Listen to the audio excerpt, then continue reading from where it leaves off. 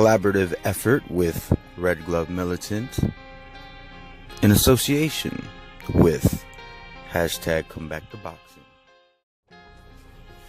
In a collaborative effort with Red Glove Militant, in association with #ComeBackToBoxing. Wing King motherfucker! Everybody have fun tonight. Everybody Wing Chun tonight. Wing King motherfucker! Now serving Georgia Gold, Nashville Heat. And for a limited time, with every bucket of Georgia Gold or Nashville Heat, get a coupon for 50% off on boxing lessons. Oh, you're not into boxing? Well, then you can also redeem this for 50% off of MMA lessons. Whether you're into capoeira, jiu-jitsu, or even, yes, Wing Chun. Wing King motherfucker!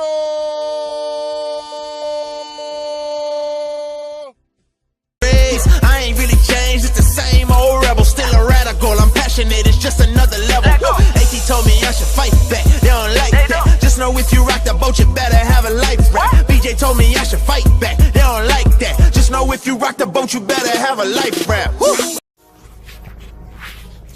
What up, everybody in the YTBC? First things first, I am still alive. I am not walking away from YouTube. Let me just address the elephant in the room before I get into everything I'm about to talk about.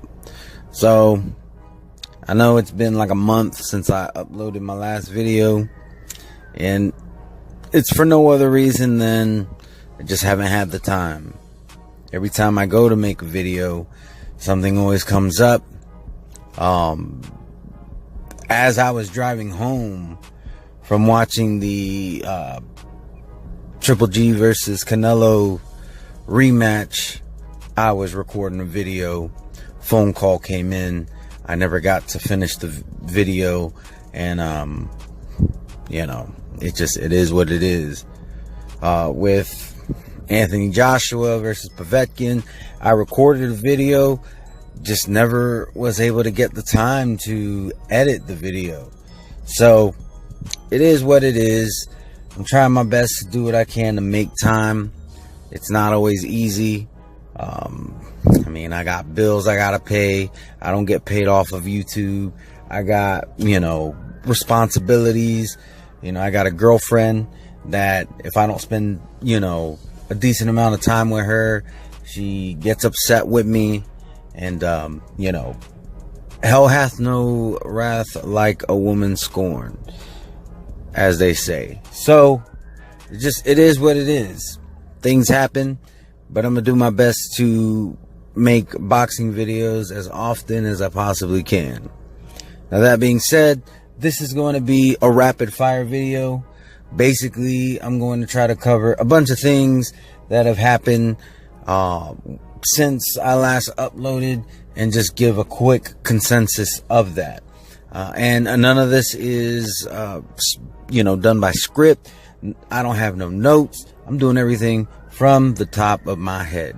So let me go ahead and start with Munguia. Munguia gave a good account of himself against, you know what? I don't even remember the kid's name.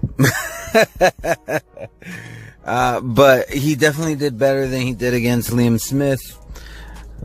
I mean, his opponent didn't seem to be on the same level as Liam Smith, but I did like what I saw, and at the end of the day, Munguia is kind of a product of just right place, right time. Not trying to take away from his skill. I'm just saying, I think he's kind of an exception when it comes to, once you have a world title, the bring along process ends. I think he deserves a pass on that because of the circumstances of him, winning his title. So I do think that he deserves a bring along process, and I'm liking what I'm seeing from Munguia. I think he still has a lot to prove, but he's looking good so far. I can't criticize him too much just because, he just recently started fighting at the world level and he's basically learning on the job. So big ups to Jaime Munguia. He's a solid fighter. Hope he, is able to hold on to his belt long enough to get more experience, because he could definitely be a force to be reckoned with. He does seem a little bit big for 154 pounds, but he's making the weight, so can't knock it. All right, so let me go ahead and touch on Triple G versus Canelo 2. I thought it was a very good fight. Canelo definitely surprised me. I've been, a very heavy critic of Canelo, but I got to give the guy his props. He took it to Triple G. As far as the fight being a robbery, I don't think it was a robbery. I did have Triple G winning, but here's the thing. It was a very close fight, and a lot of those rounds are swing rounds. And let's just be honest, swing rounds are going to go to Canelo. That's just how it is. I don't have a problem with the scorecards. They gave him one more round than Triple G. I think that's a lot more fair than that retarded ass scorecard that he got in the first fight. The only real criticism I have for Canelo really is just two things. One, there's still that question, because he got busted for clenbuterol. But the other thing that, we can criticize him on is his next choice of opponent. What is this fight with Rocky Fielding? It's a fight that doesn't really make much sense unless he's going to vacate the WBC and the WBA, if I'm not mistaken. Yeah, WBC, WBA middleweight titles. It's a campaign at super middleweight, which makes him look like a big ass hypocrite. Well, more than he does already, saying that he's not a middleweight fighter, but yet he's already had one fight over middleweight, and now he's about to have another. So that just shows that was all bullshit all along with that catch weight he was trying to get Triple G with when they were negotiating fights initially. So, but those are the only criticisms that I have of Canelo Alvarez. As for the fight itself, like I said, I think he had a good showing.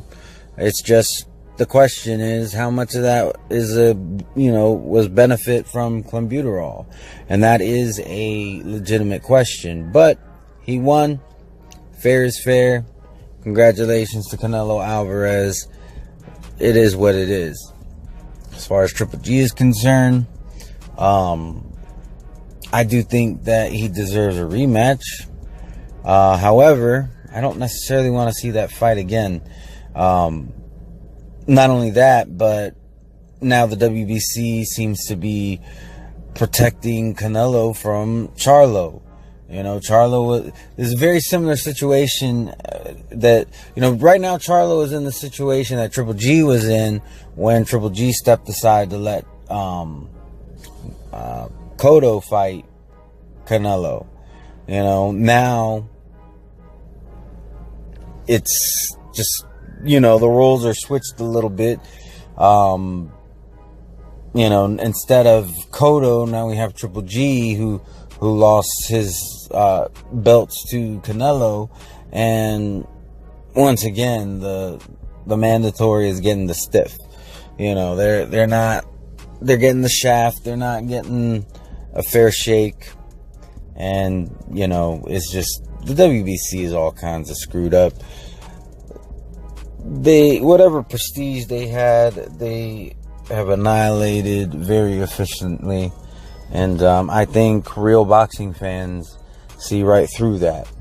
You know, as you know, the ones who are for it, that's because it's benefiting fighters that they are major fans of, like Deontay Wilder and Canelo Alvarez, to name a few. You know, the WBC just seems to make some weird decisions. But then again, WBA is guilty too.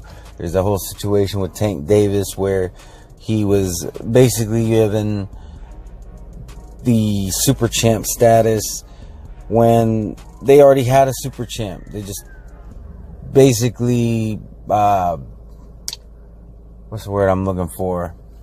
I can't think of it. But they basically knocked him down a peg and said, "Oh, here, Tank Davis. We're elevating you to super champ before you even won the belt." So it is what it is. Let me go ahead and talk about Anthony Joshua versus Alexander Povetkin. That was a very interesting fight. Joshua faced some adversity in the beginning of the fight for sure. You know, he definitely got caught with something in the first round that he didn't like too much. And some, you know, the spectators were even speculating that he might have had his nose broken in that first round. But Anthony Joshua kept this cool. He, you know, did what he had to do and was able to catch Alexander Povetkin. And basically, once he smelt blood, he finished them. You know, and it was pretty impressive how he did it. You know, Anthony Joshua got a lot of criticism for that fight because of Alexander Povetkin's age, but we all know what it is. Deontay Wilder fans will ignore the age of Luis Ortiz and ignore the fact that Povetkin knocked out Luis Ortiz in the amateurs. They ignore all that stuff.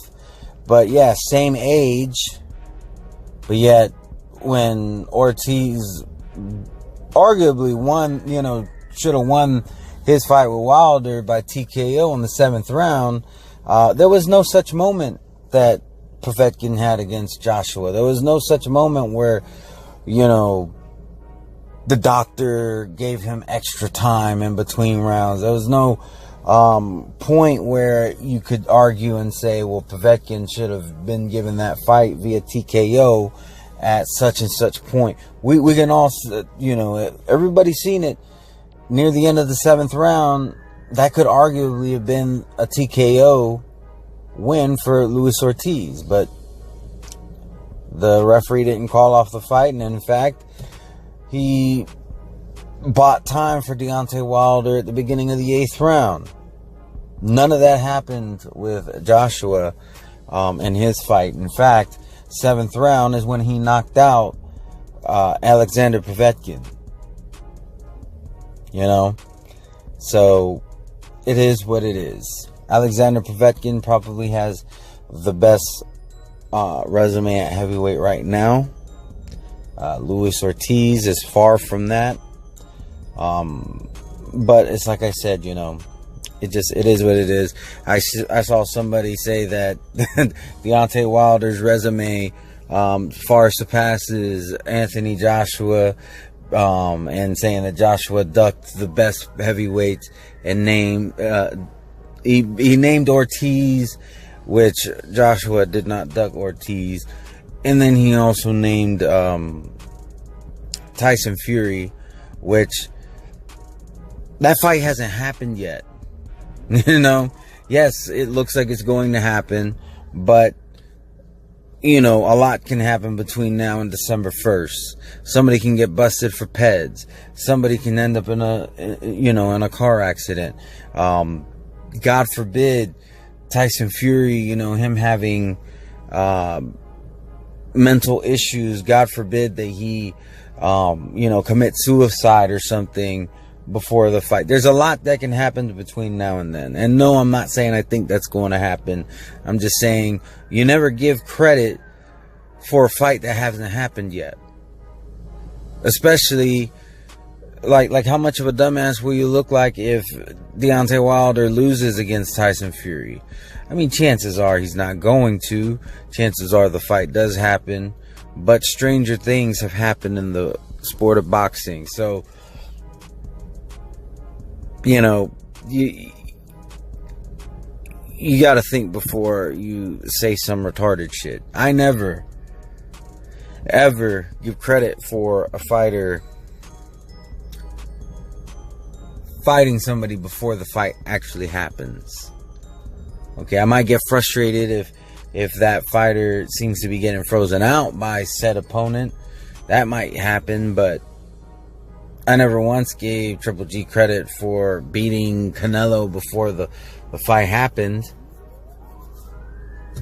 You know, and the first fight I feel he won, but I mean, I felt he won the second one too, but by a much smaller margin, to the effect that I really can't argue with anybody giving it to either guy or a draw. But that does it for my rapid fire. That wasn't so rapid because this video is longer than I intended for it to be. But y'all let me know what you think about any of these topics, any of these fights. I'm gonna do my best to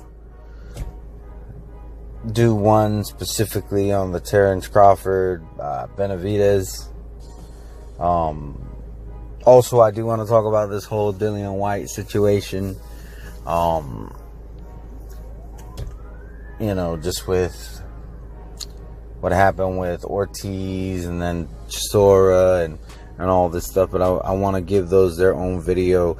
I just kind of want to catch everybody up on, to speed on everything that I've been meaning to make videos on, and for one reason or another haven't been able to.